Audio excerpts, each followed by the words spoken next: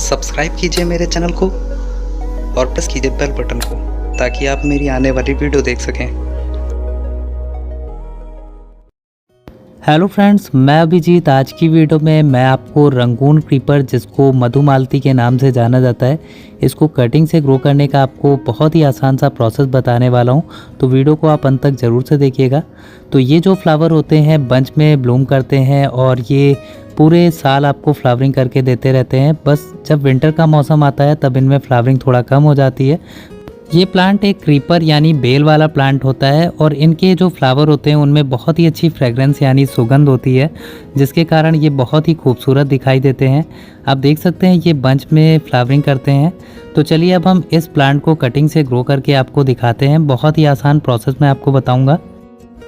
तो इनकी कटिंग को ग्रो करने के लिए मैंने कुछ इस तरह की कटिंग लिया है। आप देख सकते हैं ये मैच्योर ब्रांच है। आपको इस तरह की भूरे रंग की ब्रांच को लेना है। ये मैच्योर ब्रांच होती है और आसानी से ग्रो हो जाती है। आपको इतनी ही थिक यानी इतनी ही मोटाई वाली आपको ब्रांच लेनी है। ये ब्रांच बहुत ही आसानी से ग्रो हो जाती है, इसीलिए मैंने इतनी ही साइज़ की ब्रांच ली हुई है।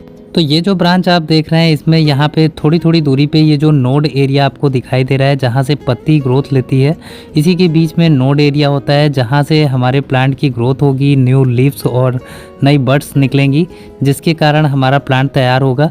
तो चलिए अब हम इस कटिंग को तैयार कर लेते हैं। तो इसकी कटिंग तैयार करने के लिए हम उन ग्रीन ब्रांचेस को हटा देंगे जो इससे कनेक्टेड हैं। तो इस ब्रांच को मैंने हटा दिया, इसी तरह मैं इन सारी ब्रांच को हटा दे रहा हूँ। और अब हमें इस ब्रांच को लगभग 7 से 8 इंच जितना ही लंबा रखना है और इसी तरह करके हम 3 से 4 ब्रांचेस तैयार कर लेंगे।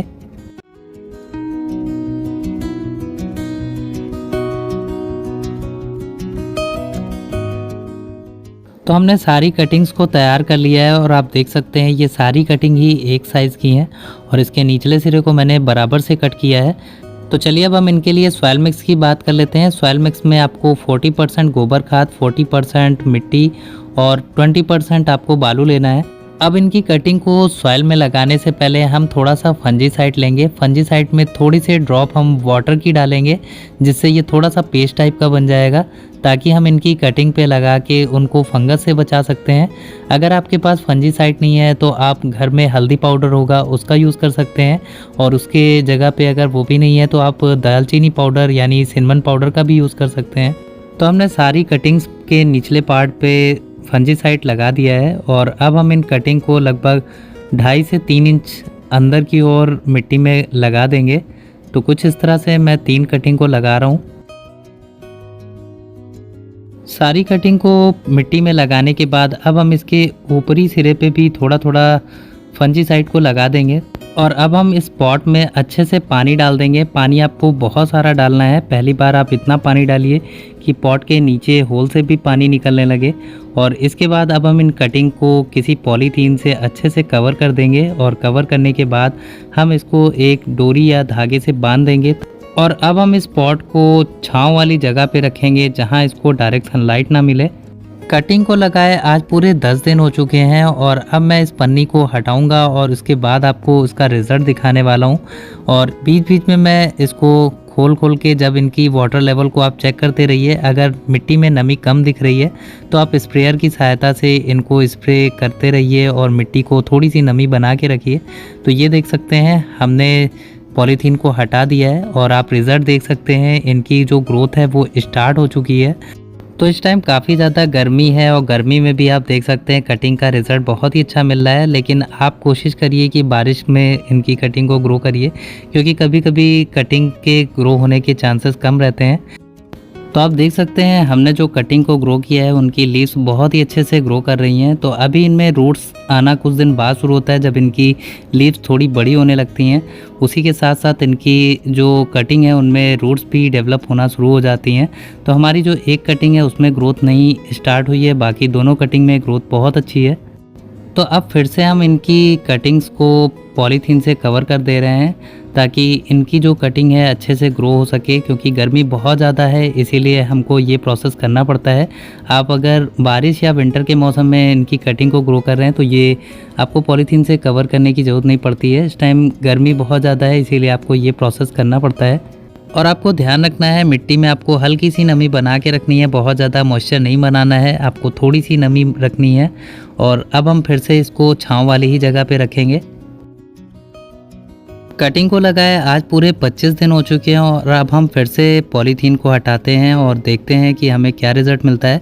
तो ये देख सकते हैं हमारा जो रिज़ल्ट है काफ़ी ही अच्छा है। हमारी कटिंग की जो ग्रोथ है उस पे जो ब्रांचेस है वो अच्छे से ग्रोथ लेना शुरू करने लगी हैं और जो हमारी एक कटिंग है वो अभी भी ग्रोथ नहीं ले रही है, बाकी की 2 जो कटिंग है अच्छे से ग्रो कर रही है। इसीलिए आप कटिंग को ग्रो करिए तो लगभग 3 से 4 कटिंग ग्रो करिए, जिनमें से अगर 1 या 2 कटिंग फेल भी हो जाती हैं तो आपकी एक सक्सेस ज़रूरी होगी।